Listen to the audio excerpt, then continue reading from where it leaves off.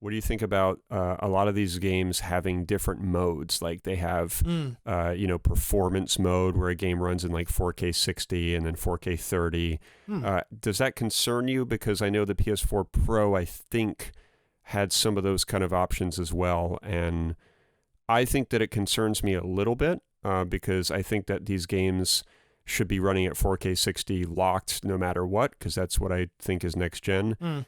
So to have some of these modes, like Demon Souls has it, I'm pretty sure there's 30 and 60, 4K on both, and then one's a performance mode and one's something else, and Miles Morales has it as well. Right.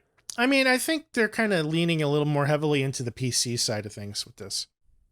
These are the sorts of options that PC gamers have had since day one, really, with focusing on, graphical clarity versus speed.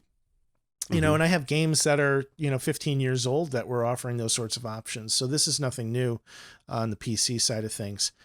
It's important to consider that, both of these systems are built to take advantage of 4K 120 frames per second. That doesn't mean every game is going to offer it, but they're built to do it. So, for example, Dirt 5 has a performance mode that will, I don't know what they're calling the mode, but it will do 4K 120.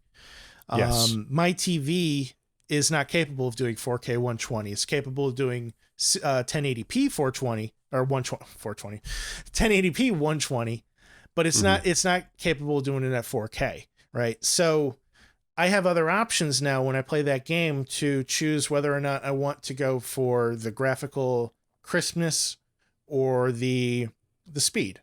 And for some people, they may rather have the speed. Some people may rather have that crispness. And it might be one frame getting dropped here, one frame getting dropped there. But being able to have that option, I think, is really important, especially when you're taking into consideration the difference between the Xbox Series X and the Xbox Series S.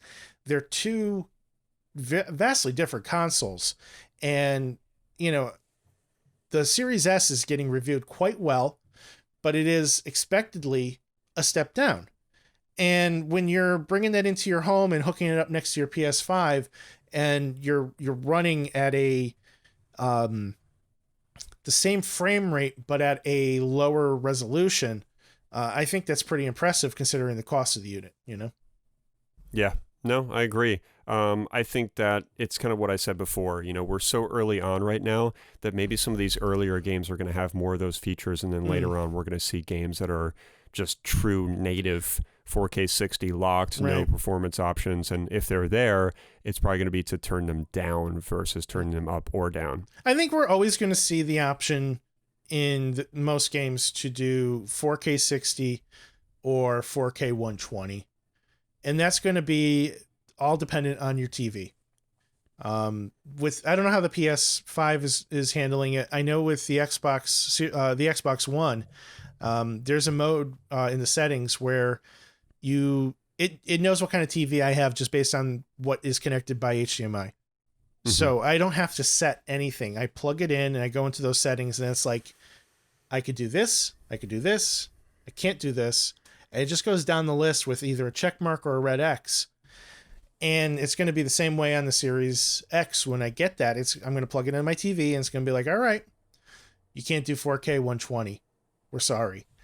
But that's okay because those games won't require the 4K 120. This isn't a case of just throttling your TV or throttling your system. Like, this is an actual mode that you can turn on or off. And I appreciate the option. And I hope that there's a way for me to kind of set the option as a default once I do get that, 4K 120 capable television, which might be for, a couple years down the line.